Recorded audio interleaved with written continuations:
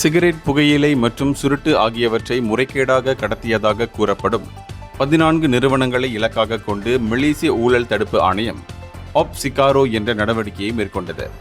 இந்த நடவடிக்கையில் MACC அந்த நிறுவனங்களின் 218 மில்லியன் ரிங்கிட் மதிப்புள்ள வங்கிக் கணக்குகளை முடக்கியுள்ளது. இந்த மோசடி கும்பல் வரி ஏய்ப்பதற்காக சுங்கத்துறை ஆவணங்களில் போலியான தகவல்களை பதிவு செய்துள்ளதாக முதற்கட்ட விசாரணையில் தெரியவந்துள்ளது. பின்னர் அந்த பொருட்களை தனிப்பட்ட கிடங்குகளில் சேமித்து சட்டவிரோதமாக விநியோகம் செய்துள்ளதாகவும் கூறப்பட்டுள்ளது. இதனால் அரசாங்கத்திற்கு 2020 முதல் 2024 வரை 250 மில்லியன் ரிங்கீட்டிற்கும் மேல் வருவாய் இழப்பு ஏற்பட்டுள்ளது. மேலும் சுங்கத்துறையில் உரிமம் இல்லாமல் செயல்பட்ட போலி ஆவணங்களை பதிவு செய்த சில முகவர்களையும் இந்த விசாரணை உள்ளடக்கியுள்ளது.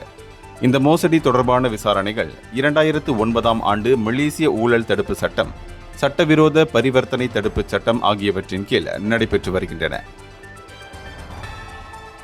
இந்தியர்களின் இதய குரல் மக்களோசை.